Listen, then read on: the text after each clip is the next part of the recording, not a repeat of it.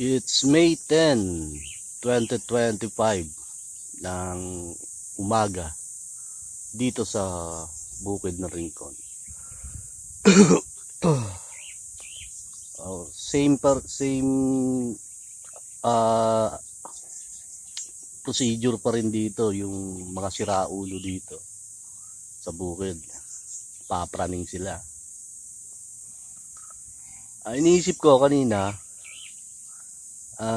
ano bang, kasi malapit na yung election, 3 days na lang. So ano bang ano ang dahilan? At napapansin ko nga na papalapit ng eleksyon, ano yung dahilan? Bakit nagkakatagas, nababasag yung pula ng mga gagong to? So bibigyan ko kayo ng mga ideya, mission nyo na ano ba ang dahilan? Bakit nagkakagulo ang mga gagong to? Pati nga yung mga politiko rito, naririnig ko sa malayo minsan, nababanggit tayo. So ano ang dahilan dito? Ito ba may epekto doon sa mga sinabi ko noon o may epekto ngayon? Unang-una sasabihin ko sa inyo,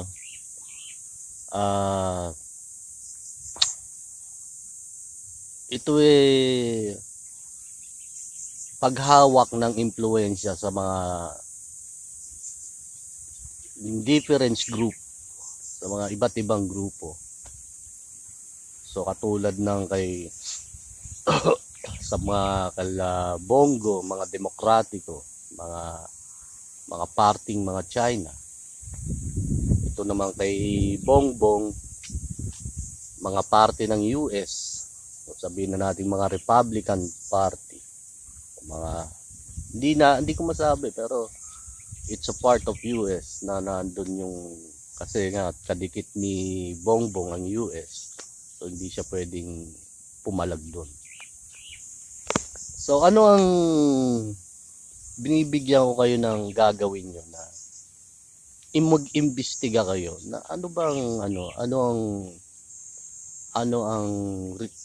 ang motibo o ano bang epekto, bakit nagkakataga sa mga siraulo, lalong na mga dating daan, mga iglesia. Ang mga dating daan sa pagkakaalam ko kasi mga dikit ni Duterte. So parting Bongo, parting mga China. Pati ang mga iglesia, hindi naman natin maitatanggi. Mga iglesia ni Batman, nakaparte sa mga China. Kay Bongo. So, ibig sabihin may nagpapatakbo sa mga gagong to. Totoo hindi? Sino kaya nagpapatakbo sa kanila? Kasi talagang napapraning sila, sasabihin ko sa inyo. Talagang nababaliw silang mabuti. So, sasabihin ko sa inyo na eto, naririnig ko lang kasi noon. Siyempre, hindi naman natin maiwasan yung balita, nakakapakinig tayo ng balita. So 35 trillion na pera. So maraming ipinamudmud si Duterte na pera na galing China para hindi sila gumalaw o hindi sila makagalaw, maging kaalyado nila. Totoo hindi? Totoo ba hindi? So 35 trillion, isipin mo yung ganung pera. Ilan ba ang pinatayo dito na 35 trillion? So, ibig sabihin dito sa parte ng Cavite, sabihin na natin may mga parte dito na mga, kasi sa akin, nakasuporta kasi ako kay Bongbong para mapapunta lagi si Trump, mapalapit si Trump sa Pilipinas. So kung mapapalapit si Trump sa Pilipinas, napakalaki ng possibility na yung sinasabi kong grupo o yung impluwensya at kapangyarihan na sinasabi, at hindi naman lingid sa kanila yun. Kasi almost in the Twitter, kahapon nga, pumasok ako sa isang cyberspace ng Twitter X. Pagpasok ko, Jesus, napagkamalan pa tayong Jesus, awi. Hindi naman. So, hindi may tatanggi na may tinatago sila na talagang inililihim sa akin na para hindi.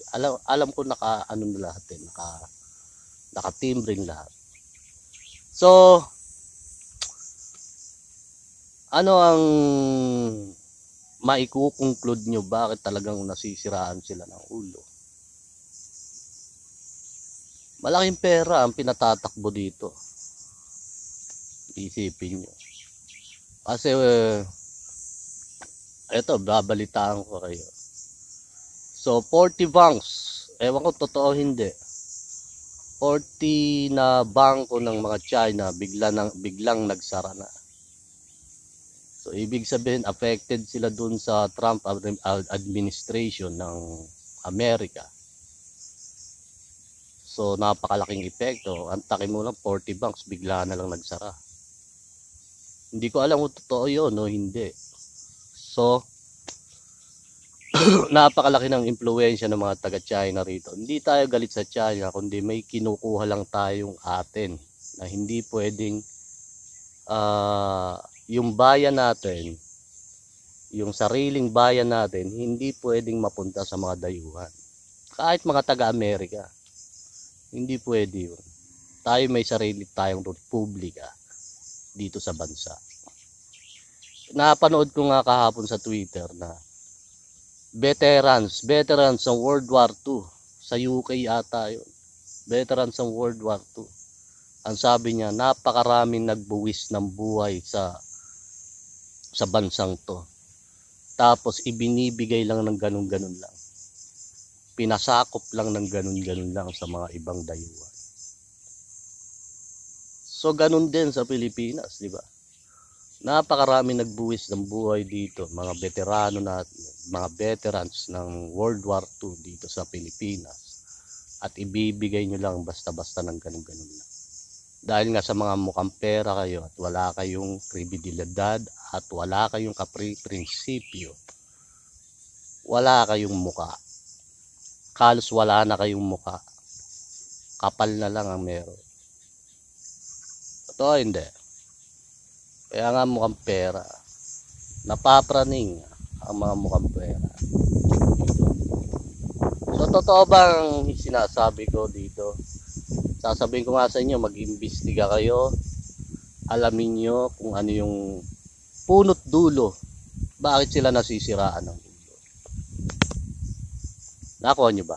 Nakuha nyo yung sinasabi ko. Alamin nyo yung punot dulo, bakit sila nasisiraan ng ulo. Ano ba epekto natin sa mga to? Tayo nagpapayo lang tayo dito, nagbibigay tayo ng aral tungkol sa Diyos at nagbibigay lang din tayo ng pananaw kung ano yung mga posibilidad na nangyayari. Hindi naman tayo against sa China, pero hindi natin basta-basta binibigay ang sariling atin. Nakuha nyo? Meron tayong sariling republika dito sa bansa.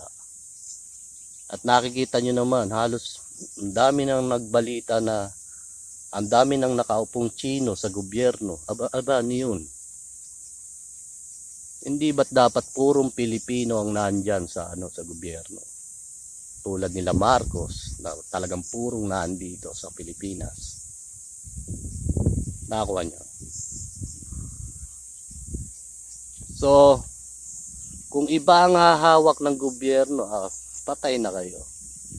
Siguro kaya sila nagkakataranta na. Mukhang may malaking bigayan na to ng pondo. Naririnig ko, lalaki ng mga bigayan ng pondo rito. So talagang naghahabol sila doon sa kapangyarihan na makuha nila ang bansang to. So susuportahan nyo sila Bongbong.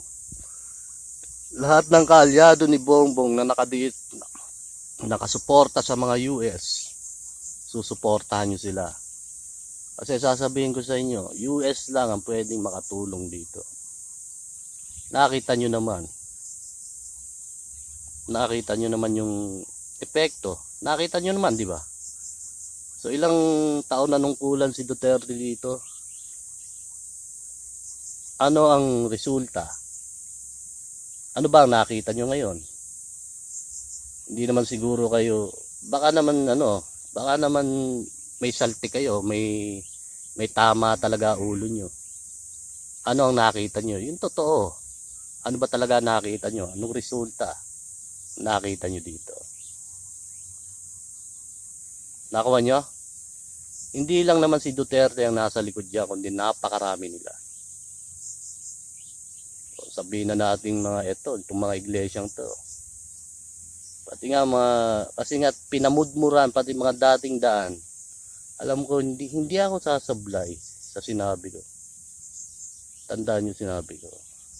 Para makakuha ka ng maraming impluwensya, mamimigay ka ng pera kasi at marami kang pera. Mukhang pera Pilipino. Wala. At susunod, wala ka ng bahay dyan. Di ba noon ko pa sinabi sa inyo? Totoo hindi. Kaya susuportahan nyo sila Bongbong na pwedeng makatulong na mapalapit sa atin si Trump, na pwedeng makasuporta sa itatayo nating kapangyarihan at impluwensya sa bansa. Nakuha nyo ba yun? So ito bang sinasabi ko isa ba tong yung nakakatawa ba to? Yung baka sabihin na natin kengkoy, baka talabasin kengkoy ng mga siraulong to. So gaano kalaking impluwensya, kayamanan at kapangyarihan na meron doon sa sinasabi ko. Siguro malamang nito, unang-una ang magli-leadership nito Amerika. So kung magiging leadership ang Amerika tungkol dito sa sinasabi ko, mapapagalaw niya itong Pilipinas, susunod ang Pilipinas doon. Napakalaking allied na magiging mangyayari dito. Napakalaking pagsuporta sa isa't isa ang magiging mangyayari dito. So, para tong Israel at Roma. So nakita nyo naman yung mga nangyayari, napakarami. So 5 months pa lang yata nakakaupo si Trump sa pwesto. Nakita nyo naman kung gaano nakalaki ang nangyayari.